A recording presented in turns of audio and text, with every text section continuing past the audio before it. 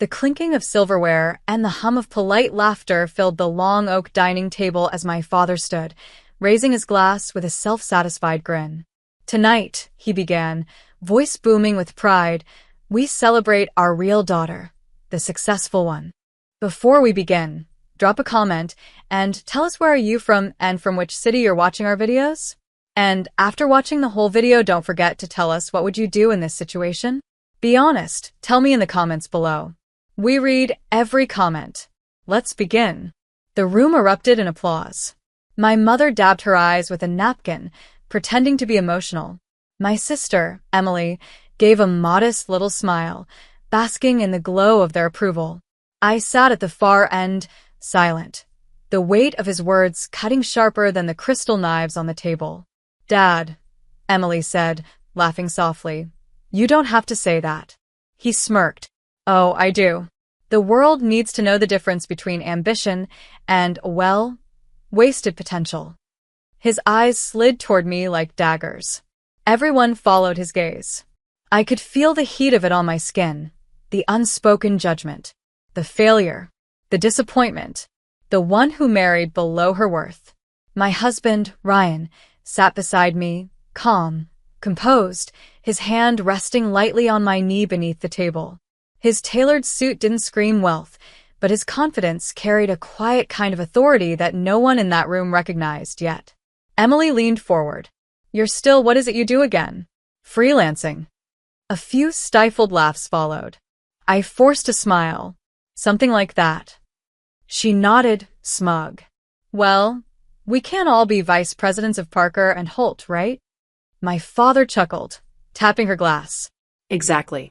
You've made this family proud, Emily. You've earned your place." My mother looked at me for a moment, then quickly looked away. That glance, pity mixed with embarrassment, was worse than words. Ryan leaned in, his voice low, calm, dangerous. "You sure you want to sit through this?" I met his eyes and smiled faintly. "Oh, I want to see how far they'll go." The waiter arrived with champagne. Dad lifted his glass again. "To Emily," he declared, "and to the company that made her who she is." Everyone cheered. Except Ryan. Except me. The sound of laughter swirled around like static, dull, meaningless. I could feel the bitterness rising in my chest, the memories flashing back, years of being compared, dismissed, replaced. I'd been the daughter who painted her dreams, who failed once and was never forgiven for it. Emily had always been the golden child. Perfect hair, perfect job, perfect parents' pride. But perfection has a shelf life. Ryan's hand tightened around mine under the table. His lips brushed my ear, barely a whisper. "Time to tell them we bought their company." For a second, I froze. The room blurred. Forks clinked. My father laughed at something Emily said about corporate success. Then I turned to him, my voice steady, almost sweet. "Dad." He looked at me mid-sip. Funny thing about Parker and Holt," I said. "It changed ownership last week." The laughter died instantly. He frowned. "What are you talking about?" Ryan leaned forward, resting his forearms on the table. "She's saying we bought it. Every share. Every asset." The air turned heavy. My sister blinked, confusion flickering into disbelief. "You're lying." Ryan smiled slightly. "You'll find out Monday morning at your board meeting. We'll be there." My father's glass hit the table with a thud. "You what?" I sat back, my pulse calm now. "You said you were proud of your real daughter. You should be careful who you call real, Dad. Turns out, the one you overlooked just signed your paycheck." The silence that followed wasn't just awkward, it was poetic. Ryan reached for his champagne, his tone casual. To family, no one lifted their glass. But for the first time in my life, I didn't need them to. The next morning, the echo of last night's silence still clung to me like smoke. My phone buzzed nonstop, missed calls from my father, a few unread texts from my sister. Ryan glanced over his coffee mug, expression unreadable. "They'll come," he said quietly. "People like that always do. Pride doesn't let them stay quiet." Right on cue, the front gate camera chimed. My father's black SUV rolled up the driveway, followed by Emily's sleek white coupe. I could already imagine the storm that was about to walk through our front door. Ryan didn't flinch. He simply adjusted his tie, calm and deliberate, as if this was just another business meeting. The doorbell rang once, hard. When I opened the door, my father stood there, red-faced, clutching a stack of papers. "You think this is funny?" he barked. "You walk into my home, humiliate me in front of everyone, and now you're spreading lies?" "Lies?" I asked, stepping aside. "Come in. Let's discuss it calmly." Emily brushed past me, her perfume sharp and expensive. "Dad, don't waste your time. There's no way they bought Parker and Holt. The board would have told me." Ryan leaned against the counter, unbothered. "Actually, they did. Check your email." She scoffed but pulled out her phone anyway. The moment her eyes scanned the screen, the color drained from her face. The subject line read, "Ownership Transfer Notice, Parker and Holt Enterprises." Her voice cracked. This can't be real." "It's very real," Ryan said smoothly. "The previous chairman was retiring. We offered a buyout he couldn't refuse. You'd be surprised how many doors open when you treat people decently." My father turned to me, voice shaking with fury. "You planned this behind my back." I met his gaze. "You made sure I had nothing left to lose, remember? You laughed when my small design startup failed. You said I'd never understand business. So I learned. Quietly. Efficiently." He slammed the folder on the counter. "You think this makes you better than us?" "No," I said, my tone steady. "It makes me free." Emily rounded on me, tears brimming. "You couldn't stand that I finally made them proud. So you had to ruin everything." "Ruin?" I cut her off. "You spent years treating me like your personal punchline. You and Dad built a wall between us the moment success came knocking for you. You didn't want family. You wanted an audience." Ryan stepped forward then, his voice calm but cutting. "For what it's worth, Emily, we didn't buy the company to ruin you. We bought it to rebuild what your father almost destroyed with arrogance and favoritism." My father's jaw tightened. "You don't talk to me like that." Ryan didn't raise his voice. "You've spent your life confusing fear with respect. That ends now." The room went still. I looked at my father, the man who once told me that dreams don't pay bills, that love was weakness, that my worth was tied to how useful I was to him. For the first time, I didn't see power. I saw panic. "Dad," I said quietly, "I'm not here for revenge. I'm here to show you what happens when you underestimate someone who refuses to stay small." He stared at me for a long time, eyes flicking between the contract papers and my face. Then, without another word, he turned and walked out.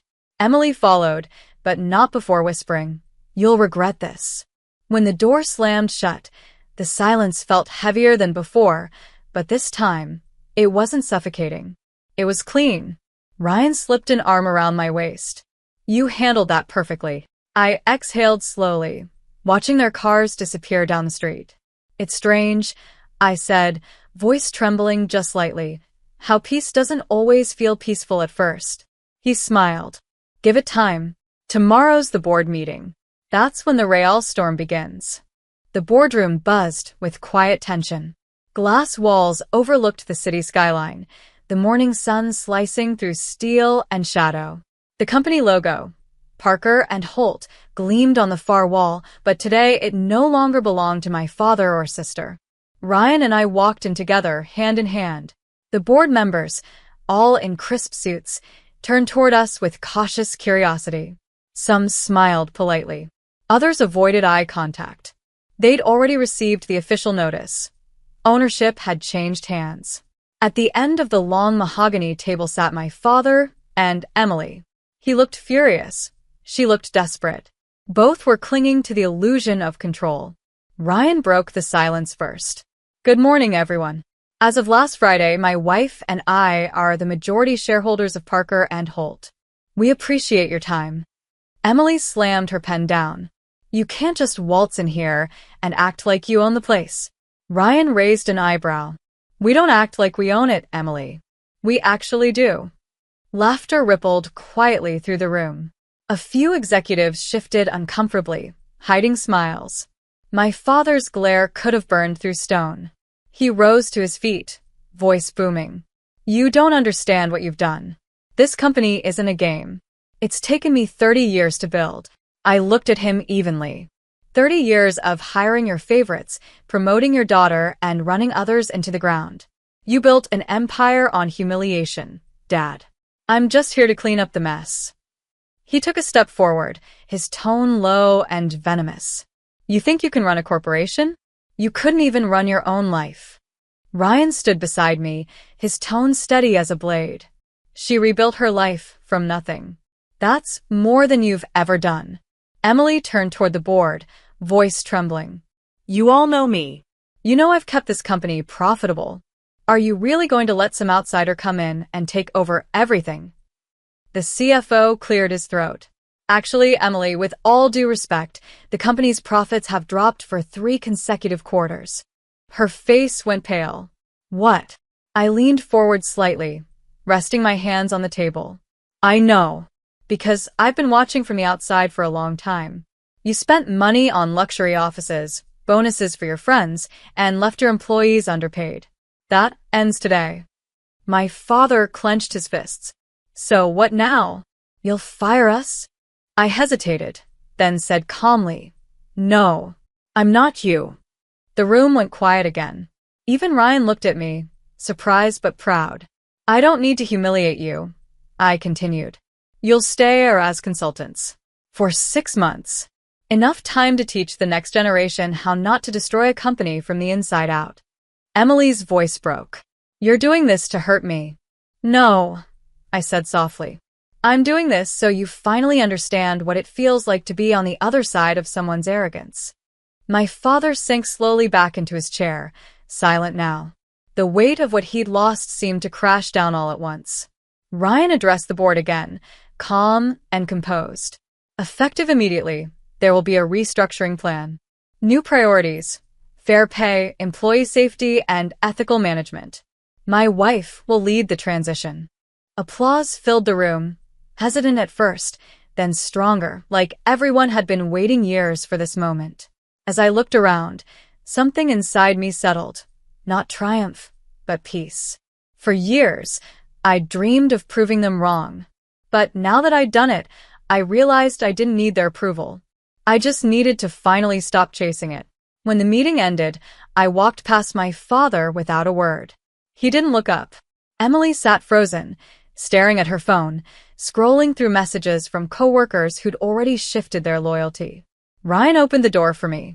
You okay? He asked. I smiled faintly. Better than I've ever been.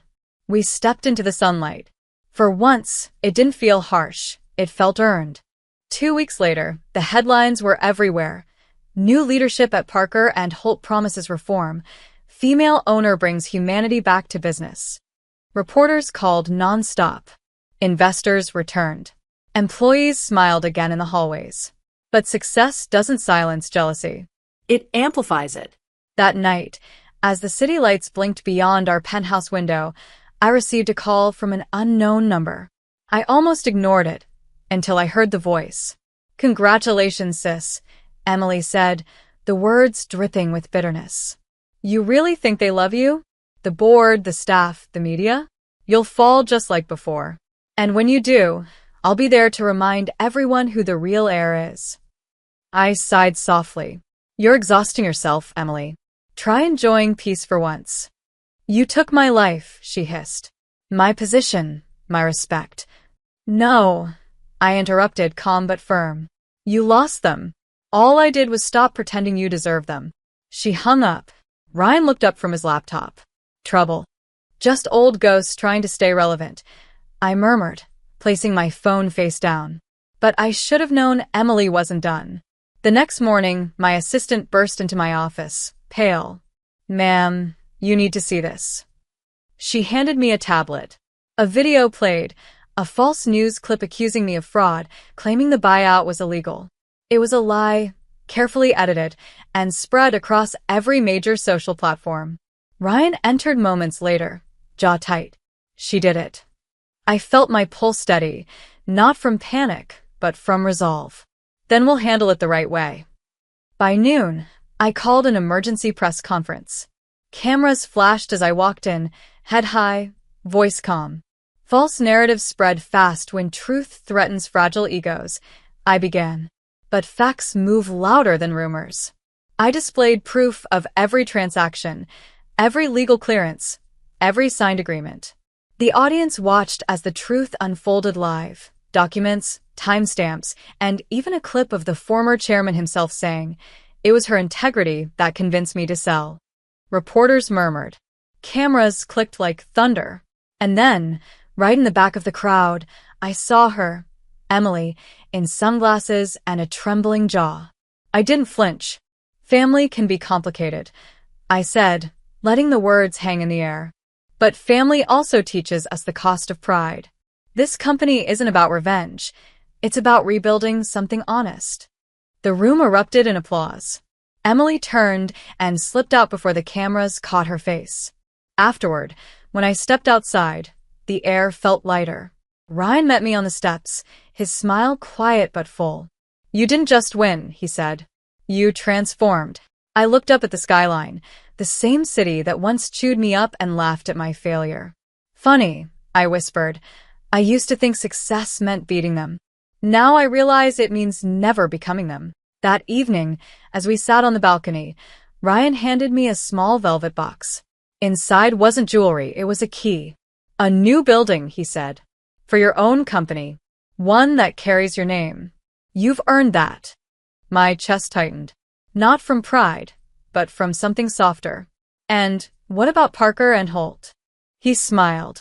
"You saved it. Now, let it stand on its own. You don't need their shadow anymore." For a long moment, I looked out over the city, 1,000 windows glowing against the night.